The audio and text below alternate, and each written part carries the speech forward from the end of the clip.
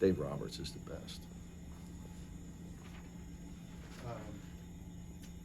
Actually covered him when he played for the Dodgers, believe it or not, all the way back Oh, in yeah? 2004. I thought you were going to say here. You're too young No, for that. No, 2004, Dave Roberts, right before they got traded to, he got traded to Boston, or was that 2003, and they made Yeah. the greatest stolen base in the history of the Red Sox.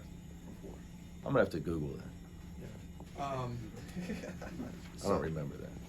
Oh, that sparked the 3-0 comeback against the Yankees, right? All I do is watch basketball. Okay, sorry. Okay, so. I got issues. I'm not very cultured. Switching to basketball, what's kind of the focus and message going into this game, rematch against SC for your players? Well, it's our first repeat this year. So whenever you're playing repeats, obviously both teams are going to dissect the tape of, you know, what worked, what didn't work, what adjusted, you know, what their game plan was. They're looking at ours, so, you know, we're all doing that. Ultimately, though, these type of games come down to performance, I think. You know, they're going to be ready to play. They had a great win Saturday. Didn't surprise me. They struggled at Arizona, didn't look like themselves. But as you guys know, I have great respect for Coach Enfield. So Andy does a great job. They righted the ship quickly. They look great Saturday night.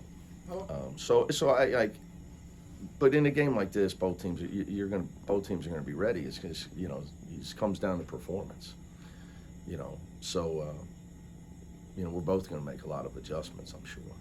Do you think they might try to? They had so much success with their defense in the second Well, sure, half. absolutely. That they will maybe see if that can work again. I'm sure, but they're a different team now with Vince. You know, so they can now rotate Josh Morgan and Vince, we recruited him, so he's a tremendous kid. So it's just, I'm happy for him. But you know, they can rotate those guys, and a lot of what they were doing was to try to protect Josh Morgan's foul trouble and fatigue. But now with Vince healthy, you know, they can be a little more aggressive with those two guys. So they're a bit different team, a better team now. What is he at? Well, again, like I just said, it's a change that now you don't have to protect Josh Morgan. Yeah. And try to keep him out of foul trouble the whole game. You can play them both and be aggressive defensively, and it gives them size and a rim runner and finisher so the whole game. So they're just a better team. Speaking of additions, any chance Amari he looked really good in warm-ups? Yeah, he's close. So chance he could you know, he's the ramp up stuff. So practiced. You know, you partially practice, you know, so it's a new wave stuff, you know. Coach Palmer and I were saying in our era, you know, when he coached at Compton Centennial, I coached at Cincinnati Woodward, we had one roll of tape for the whole team and no medicine. So now it's so high tech now, I just stay out of it. You know, the trainer, one play off, this play on, I can't keep up with it. So they tell me he's, you know, he looks good, I would agree. So they tell me he can play, he'll play. It's all so high tech now. It's too much for me. In practice today, is he pretty much full go, or is he still limited? Again, I just say whatever Tyler said. You know, Tyler's the man with that stuff. Yeah.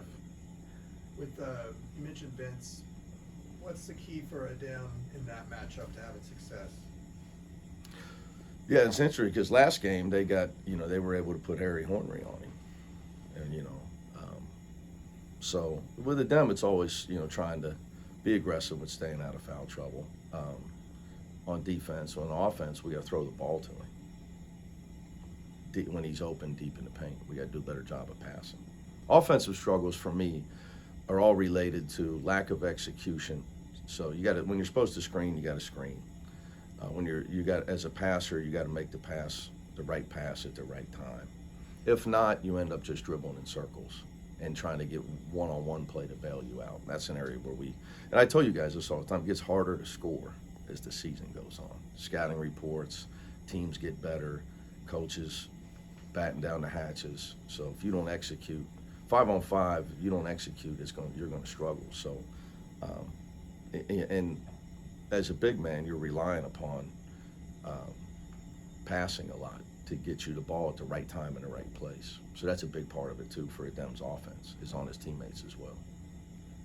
Coach, USC's the, I believe they're the top 2-point percentage defense teams Yeah. in the nation. Oh, every You know- year though. Just did you know that? No, I just happened to Go look ahead, at the look stats. it up. Yeah, what else do they do well in the paint, I say it every mid-range? time we play them. Every time we play them, they defend the paint. That's just their, everybody's got ways they play. Like Washington State defends the 3-point line. Kyle's, that's his belief. Teams that are high ball pressure teams, they're tight on you. They're going to defend the 3-point line. USC always defends the paint. Always. That's just what they do, and they're good at it. That's every time we come in here at this press conference. I've told you that for 4 years. They do a great job of it. It's not just because of size either. It's schematic. Jalen tweeted out that the shooting woes weren't going to last, and the team was getting back in the gym to do the work. You lost me when you mentioned Twitter. What can you work on to improve shooting? Passing. I always say this to you guys. Passing is the key to good offense. Throw in some good screening as well. Passing is the key. When you miss people timing is everything. So it's either the guys, you pass on time, he's open, you pass late, he's not. Or you completely miss him. Or you throw a bad pass.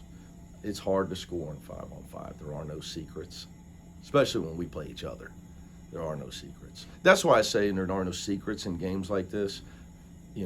Comes down to performance. Like, for instance, Drew Peterson, whenever the last time they beat us last year over there, right? I mean, he looked like Larry Bird. I can be frustrated, and you go back and watch the tape. It's just games like this, performance, certain guys play really, really well. We, coaches, we lament about certain things, and then you have to look at reality. They played Arizona State. Boogie Ellis made a bunch of threes, played really well. Drew Peterson played really well. Arizona State couldn't make a shot. And defensively, you guys have had a lot of success with the press, but obviously that's a lot of it's also predicated on made baskets. Can't score, can't press. Right. Is there anything else you can do to speed up a team when you aren't making shots? Ball pressure, activity, absolutely. We have a saying, the guy on the ball's got to get something done. And sometimes what you're getting done if you're a dead fish on the ball is you're doing a great job of letting them run their offense and find the open man. So, defense is about effort. It's about effort. You better get something done on the ball and guard 2 people off the ball, meaning you're helping the guy on the ball and you're not giving up a shot off the ball. It takes tremendous effort. Tremendous effort. Good effort isn't good enough. And so when you're talking about like creating some transition, it takes great effort. You got to be disruptive. Really, and being disruptive it's going to take a lot of effort and energy. And the 5 guys engaged, and that way you can get some hands on balls, force some tough shots, and get out on the break, that'll solve offensive issues quickly. To piggyback a little bit off, you were kind of referencing back in the day when you had one roll of tape, kind of how things have changed. I kind of wanted to ask No pre-wrap either. you, no pre-wrap. Okay, I wanted to kind of ask you when it comes to like individual development. Yes. Especially in the off season. I know we're in the middle of the season, but curious to know your thoughts on when you have players that have individual trainers. Does that kind of, do you roll your eyes at a lot of that stuff nowadays compared to what maybe individual development used to be?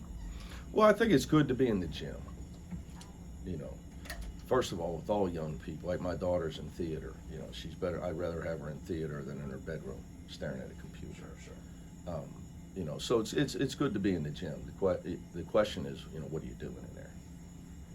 So when it comes to what guys are doing in there, Tough because I'm not in there. Okay. fair enough. Now Darren shows me some funny things. That's okay. Maybe that's what Darren shows when me you some see funny stuff like things. that. Yeah, what I talk to all our guys about this, and I'm a huge believer in this because at this point now, I'm experienced. I'm not going to call myself old, but I'm experienced. My hair will tell you the truth. is outside of centers. Okay, most guys' career will end because their lack of, at some point, you know, their career will end because their inability to make open shots. That's just a fact. That's just a fact. Outside of a guy that's just career can be extended because he's such a good defensive player. Most guys' career will end because their inability to make open shots, because they can pay somebody else that can make a higher percentage than you. So to me, my advice always, we got to become a better shooter. All that other stuff that I think you're referring to, Right. one-hand passes off the wall and all that. You gotta be able to shoot the ball. You gotta be able to shoot it in at a high percentage, because you're playing a sport that's played all over the world now. Our sport's the hardest sport to make it in, by far. The smallest team, baseball's Just from the numbers. twice as much. Football's 4 times as many players. So the major sport, hockey, I have to ask Eric Johnson how many. I don't know how many, but I know they got a lot of dudes over there. None of our guys are tough enough for that anyway. But point being, it's the hardest sport to make, Right. because it's played around the world, Right. and it's the smallest team. So, you better be able to shoot the ball in. And then just want to run real quick. Today they're picking McDonald's All-Americans. Just your thoughts at all, just on the game, and if it interests you at one point, if it still does, if you don't care about it. Again, the long time ago when, I got to spend time with the great Kobe Bryant, and by the way, did you see the movie on Sonny was announced yesterday? I'll show it, The Hollywood Reporter. Matt Damon plays Sonny. Ben Affleck. Yes, Ben yes, Affleck's yes, playing yes, Phil Knight. yes, Yeah. okay. Excited to be at that premiere. But anyway, Sonny was the originator before the Dapper Dan, before the McDonald's game. So it's great for the kids, exposure, good for them, give them to have some fun. But I think the fallacy is that if you're selected to that, or somebody ranks you high, that you're gonna make it.